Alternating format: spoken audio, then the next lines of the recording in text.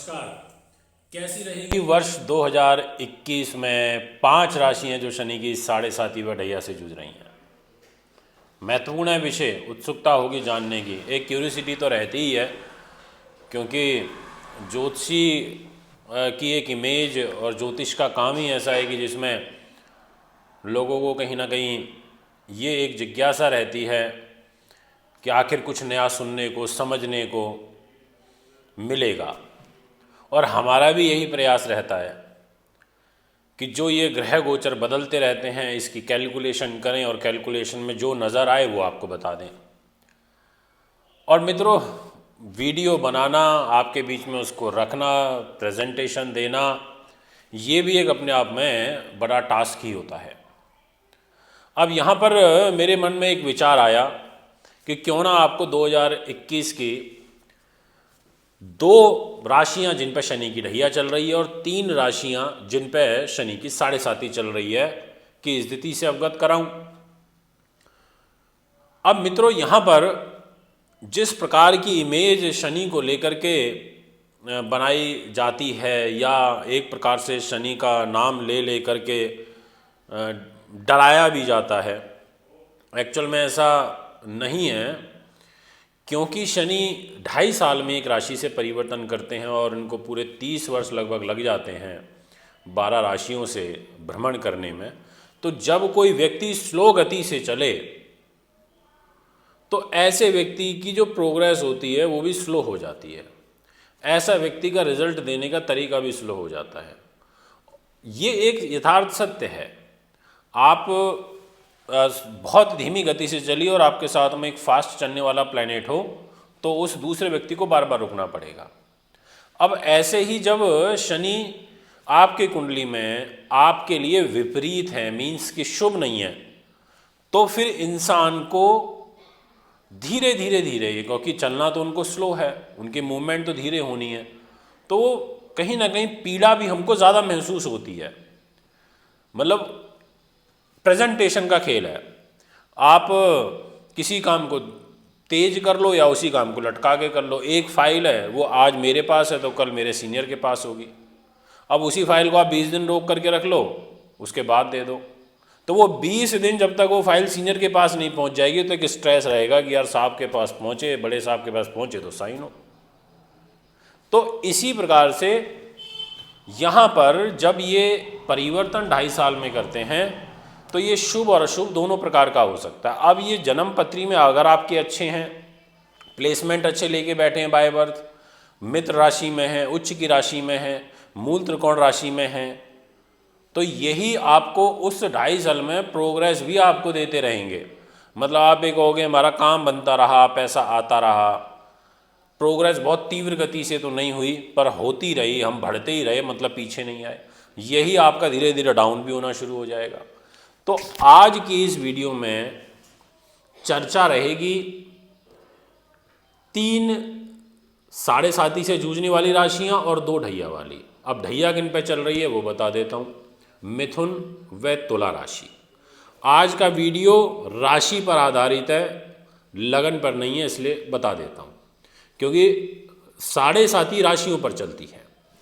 तो मित्रों, कैसा प्रभाव होगा इन 2 के लिए, और इसके अलावा जो 3 राशियां हैं जैसे धनु, मकर और कुंभ राशि, इनके ऊपर शनि की साढ़े साती चल रही है।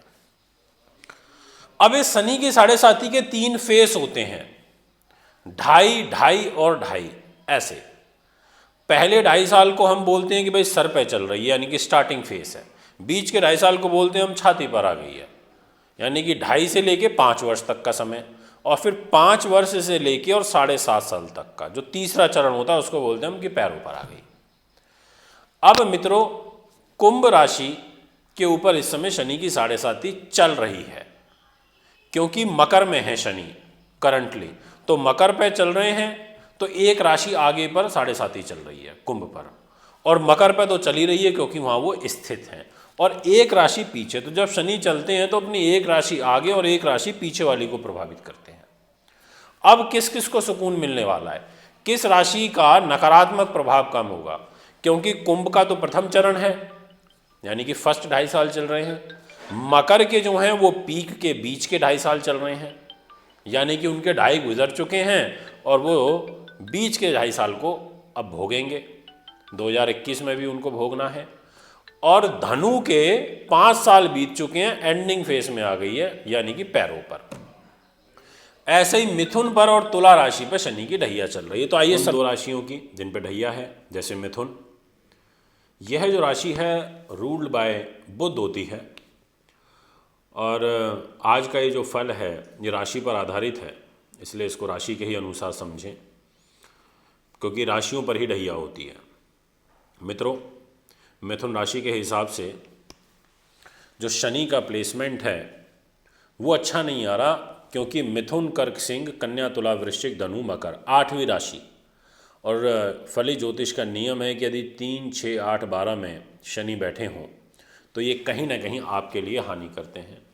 बट यहाँ पर शनि क्योंकि मकर में है तो अपनी राशि मिथुन से ही अष्टम होने के कारण आपके स्वास्थ्य के लिए आपकी आयु की वृद्धि तो करेंगे, परंतु इस वर्ष 2021 में उथल फुथल रहेगी। इस वर्ष 2021 में क्योंकि मकर में नीच के गुरु भी हैं तो आपको कहीं ना कहीं समस्याओं से जूझना पड़ सकता है, कुछ पारिवारिक उथल फुथल हो सकती है। भाग्य को लेकर के कुछ अप एंड डाउन्स की सिचुएशन को आगामी वर्ष 2021 में फेस करना पड़ सकता है। मित्रों, विशेष रूप से मैं आपसे आग्रह करूंगा कि 23 मई 2021 से लेकर के और 11 अक्टूबर तक का जो समय है, इसमें जो शनि की ढैया का जो प्रकोप है वो आपके लिए थोड़ा सा नकारात्मक रूप में हो सकता है। आपके स्वभाव में चिड़चिड़ाहट आ सकती है और आपके जो काम हैं वो इस दौरान बनते हुए काम बिगड़ेंगे। और जो इसके अलावा जो फ्रेम है इसमें आपके काम बनेंगे पर अत्यधिक दौड़ भाग के बाद बनेंगे। तो यहाँ पर ये मिथुन राशि की एक स्थिति है जिसमें शनि का जो गोचरीय प्रभाव है वो मिथुन से अष्टम में होने के कारण कोई विशेष लाभप्रद नहीं दिखाई देता। इसके बाद मैं नेक्स्ट आपसे बात करूंगा तुला की, क्योंकि जो तुला होती है ये शुक्र की राशि है और शुक्र और शनि दोनों एक दूसरे के मित्र हैं।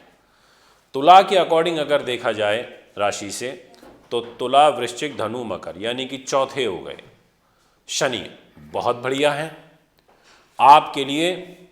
शनि का तुला से चौथे में होना सुख साधनों के लिए बहुत अच्छा है, प्रॉपर्टी से लेन देन के लिए बहुत अच्छा है, कोई मन मुटाव पैतृक संपत्ति को लेकर चल रहे हैं उनके लिए अच्छा है। और जो निम्नलिखित मैंने आपको बात बताई हैं, जैसे कि ये गैस का, पेट्रोल का, तेल का, तिल का, खनिज का, ऐसी सब चीज़ों का ये काम कराते हैं और मेहनत के काम कराते हैं, उड़द की दाल का, ठेकेदारी का, कॉन्ट्रैक्चुअल वर्क, शराब, जुआ इत्यादि के जो काम हैं, ये सब लघु उद्योग है जितना भी, ये सब शनि के द्वारा रूल होता है। आपकी कूटनीतिक, आपको राजनीतिक सफलता मिलना, आपको इन सभी चीज़ों में जो कल पुर्जे से रिलेटेड काम होते हैं, मीन्स लोहे लंगड़ के जो काम हैं जिनमें ज़्यादा इस प्रकार के काम किए जाते हैं, उन सभी से भरपूर लाभ मिलेगा।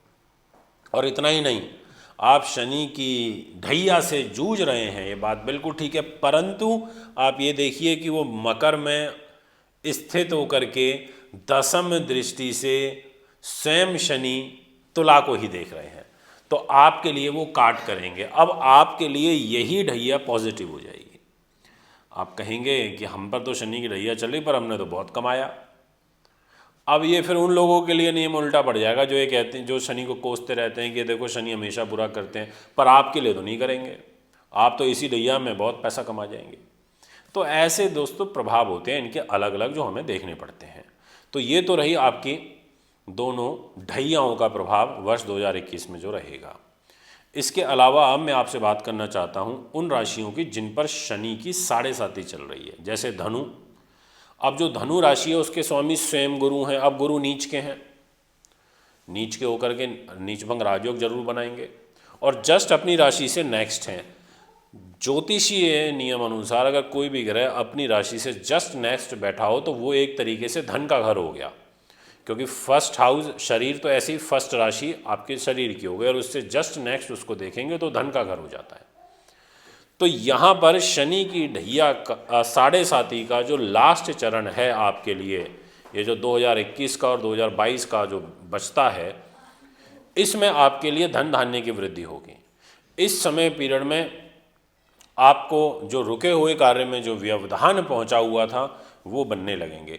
इसी टाइम पीरियड में अंतिम चरण की ढैया में आपको व्यापारिक सुख प्राप्त होगा, आपको बड़े भाई बहनों का सुख प्राप्त होगा। इसी ढैया के अंतिम चरण में आपको एक्सपोर्ट इंपोर्ट से विदेशों से लाभ होना, व्यापारिक यात्राओं का बढ़ जाना, वर्ष 2021 में एक ऐसी स्थिति बनेगी।